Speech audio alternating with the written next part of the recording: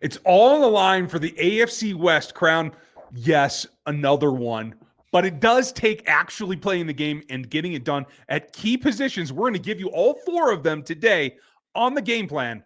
Welcome to RGR Football.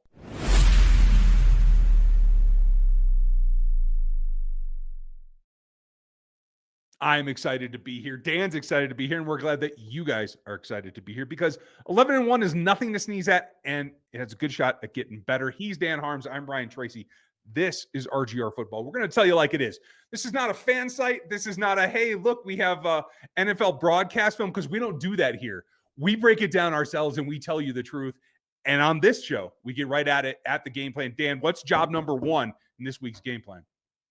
This is going to be, hey, the 4-man pass rush woke up a little bit last week against a pretty bad Raiders offensive line and non-movable target in Aiden O'Connell. A little bit of a different story. Now, the offensive line for the Chargers did not play well last week. I don't know what it was, because the Falcons, as we all know, have one of the worst pass rushes in the entire NFL. But they were getting after him. So that was an interesting little wrinkle from that game, and a game that the Chargers probably should have lost. Maybe it was a little bit of a look ahead playing an NFC opponent, knowing you have the Chiefs on the schedule on Sunday Night Football. Regardless, Charles Omenihu came back. Was he the pressure awakener? No, he wasn't. He wasn't like single-handedly beating everyone, but he was giving Chris Jones an interior pass rush option that can actually do something, can cause a little bit of an attention. So guess what? He got some inside one-on-ones, and he got a couple of sacks, as we all know, against the Raiders. Omenihu rushing outside, rushing inside. If they can actually get pressure with 4 in this football game, Justin Herbert has been doing much better running with his legs in this game, or this season. It's been his most, I think he's run for the most yards in his career this year. Doesn't matter.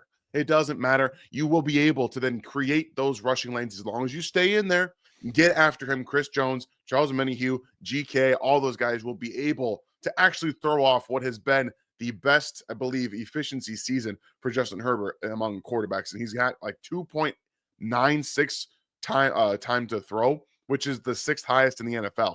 They got to speed that up this week and get after him and get him to the ground. Yeah, get that stopwatch rolling. And with all those guys on it and the rotation that we saw last week with Jones and Omenihu on the outside, whoever's going to be out there, there is an opportunity for both Uche to come in to rush as an additional rusher outside, as well as guys going inside like Mike Dana and FAU, who we thought did some good work on the interior earlier in the season. So let's see what that rotation becomes. For me, number 2 has to be the fact that it looks like right now it's going to be a toss-up. DJ Humphries might get the start in this game. Going to surprise me if it does, but when Andy will not commit to a no, it makes me think that it's all on the table until warm-ups at least. So for right now, you're either going to have a veteran in DJ Humphries, or you're going to have to move another veteran out in Joe Thuney. That would be option number 2 for a lot of people, not for me. Or you're going to have to let the rookie get his feet wet again and throw him right back into the hot water. I'd actually be okay with that if it wasn't for Khalil Mack being Khalil Mack, but I think he can handle pass rush. The bottom line is it's not going to be Wande Morris. They haven't ruled it out. They're not going to, but they can't move forward in that role. And honestly, I think Wande needs the breather. So is the best option right now DJ Humphries, like we talked about on Tuesday? And if you guys missed the Tuesday breakdown, make sure you go back and check that out because I laid it out there. He may be. It doesn't matter who it is as long as the result is drastically improved. I'm not talking a little bit. I'm not talking an extra quarter of a second. Like, this has to be where Patrick Mahomes has the time and the comfort level to be Patrick Mahomes. That's what it comes down to. It's one of those deals where a hard stat to try to record this progress is not what's going to do it. The result is going to be how the offense runs and how the quarterback delivers the ball. It is going to be subjective in that way, but they do have options. And I think this offense has a chance against a stout pass rush, but one that is a little bit older. I feel like this is something that they can get done and help them on their way towards trying to get this AFC West wrapped up. You know, one of the weirdest things is that Patrick Mahomes has been pressured on 28.5% of his dropbacks, which is the 7th lowest in the league and 2nd lowest in his career. But you want to know what matters most? The amount of times he's being sacked. He's getting sacked a lot. He's getting touched. He's getting hit, all these things. So please just give somebody out there he can trust. We know that John Taylor did not practice on Thursday, but they went back outside on Friday today, and he was out there, full participant. He's going to be out there. So just at this point, they just need somebody out there to do something with the offensive line to give him time, because teams have usually not blitzed Patrick Mahomes. This year, the blitzes are coming. They're coming more often because there's no time to throw the football. So those 3rd and 8s, 3rd and 9s, 2nd and longs, teams are sending the blitz, and Creed Humphrey talked about it today. Like they can't do much about what they're doing. They're seeing more blitzes. You want to know how you can stop that? This is the point number 3.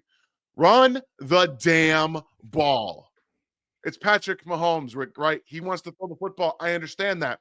But the Chargers, you can run on this team. They've been much better this year. But like Ryan said, the front four is a little bit older. Tuipulotu aside, everyone else is a little bit older. You saw that the Ravens 2 weeks ago started to lean on them a little bit more in that second half against the Falcons. It's all just outside zone. They knew what was coming. Everyone and their mother. You guys remember that game in week 4? Everyone knew what was coming. Outside zone. Run the ball outside. There was no issues. Mix up your game plan a little bit here. Get outside, get inside, run duo. No one in the Chiefs wants to run duo, but here we are. It's one of the most effective run plays in the NFL. And this team wants to run inside. So mix it up a little bit, run some counter. I sound like Ryan right now, guys. I'm out here. And Isaiah Pacheco needs one of the main points. So he's probably ready to go. Okay. Without the explosivity, there's not a real threat. And Kareem Hunt, for everything he did in the first meeting, he's not doing that this time around. It's got to be Isaiah Pacheco giving you that explosive element in the run game. And then when they have to actually worry about it, then you hit them over top. That's what they need to be able to do. That's going to give Patrick time. That's going to make him feel comfortable. And it's going to settle in DJ Humphries, because he's going to come out if he's starting and hit people in the mouth, and that's going to make him feel comfortable. It's all setting that up to work together, right? And that's what you have to do on defense as well. Number 4 is you have to play better team defense.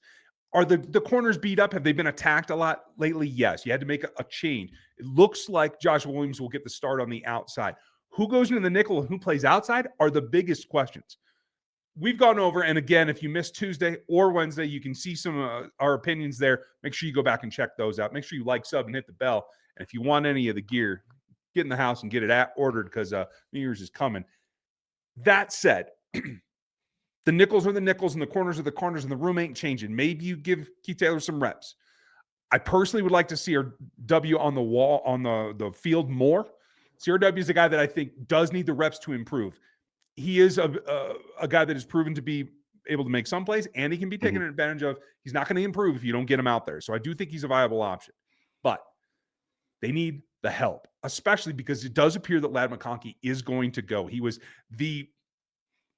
it's not even fair to say he was the passing offense last week, period. So you have to control him. Now, he's quicker than your nickels. He's faster than your nickels.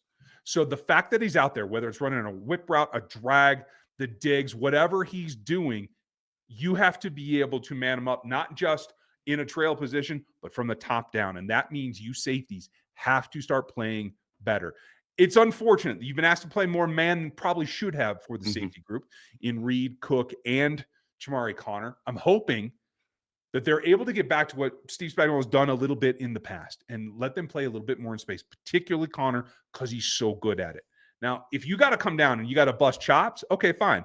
Jaden Hicks should be earning more reps as we go ahead, and he can play a dime linebacker type role. You have 4 safeties you can use on the field. Let them do what they do best and give them a little bit of room. Don't make them get on top of those receivers, especially if it's somebody that's out quicking them.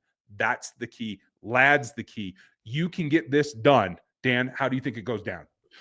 And talking just a little bit about that, like Najee Johnson and Josh Williams are probably going to be on the field a couple of times in this game too. Rotating those guys is how you're going to get the best out of them. That's how Josh Williams played. His best football was a rotational part. He's not a full-time starter. That's okay. Get some guys in there. That's what you're going to do. This is one of the biggest games of the season for the Chiefs, because the Chargers are a good team. They have not really played well against good teams. They haven't beaten good teams. And the Chiefs are trying for their 9th straight AFC West championship.